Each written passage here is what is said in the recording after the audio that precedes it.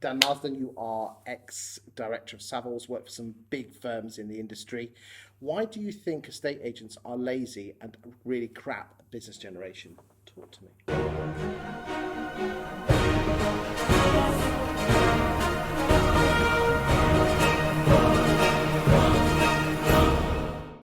I think to a large degree they've been allowed to get lazy. Okay. I think right move hasn't helped. I think this plug and play attitude to get some details in, plug it in, wait for the phone to ring.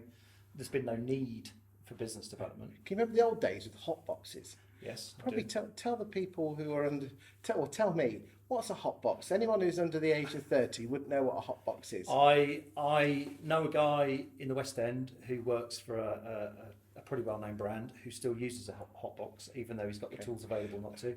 And a hot box basically is a box of people. You pretty much know everything about those people, the name of their dogs, what schools their kids go to. Basically, it's about that sort of size, and they have pieces of card in it, so there's no temperature in it. There's a hot box, and basically on these, again, millennials, piece of card, and you get this pen out and you write their name and address, and then you have a little box with soft facts where you put the name of the dog and Johnny's birthday's next week, all that sort of stuff. Okay. It's for me what actually we should be doing now digitally, but a lot of agents don't. And do you know what? This is not just reserved to agents.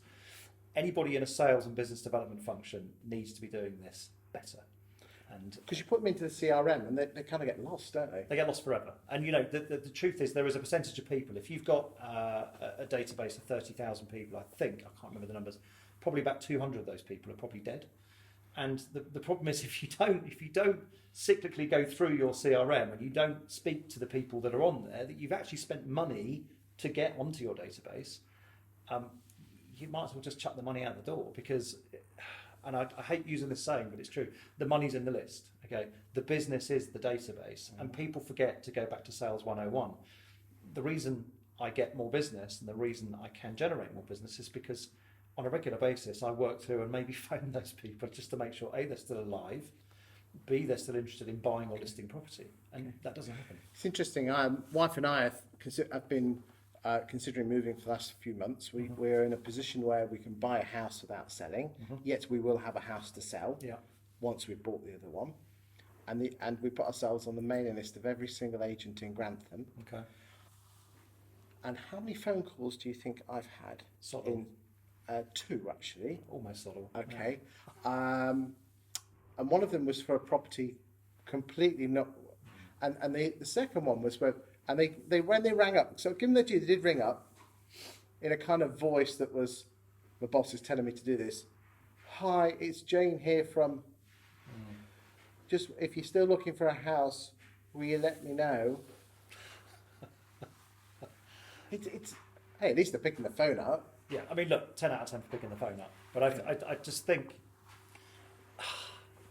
portals have allowed people to become lazy. It's plug and play. You just whack the property on and wait, like a pizza order, you wait for it to come in. And when it becomes expensive, you moan about that. So it's just one of those things. And I think that's the reason. I think, you know, there are larger brands out there as well that will get a property on, that will feed it into their, I'm thinking about it straight off the bat, maybe something like Repeat, right? They're sticking it straight in the system, they're pressing the button, it's going out to their database. Okay. A lot of those are going to come back. They're either gone, whatever.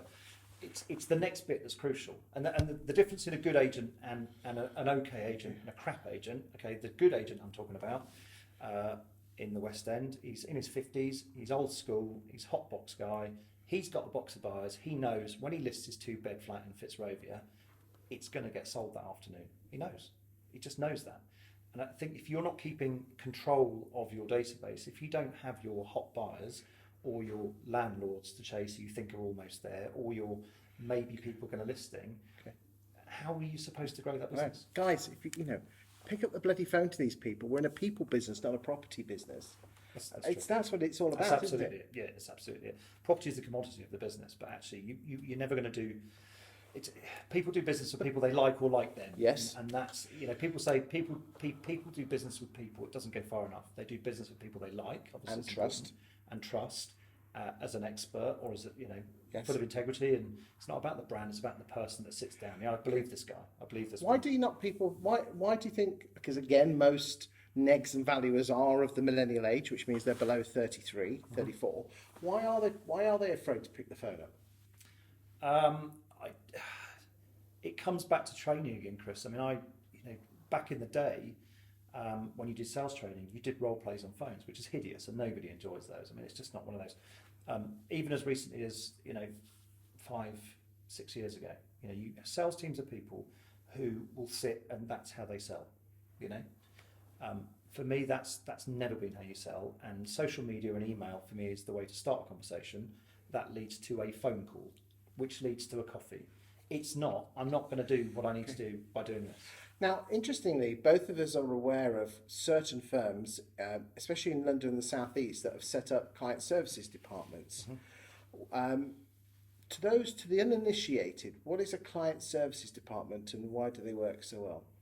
I think if you have a large database of people, if you haven't set aside internal resource to attend to that database of people, I think some of the larger firms have set up separate teams and literally a nationwide service where they will go through the databases of people to clean them and try to leverage what they can. So there may be someone who's looking to list their house 12 months ago, no one's picked up the phone to them.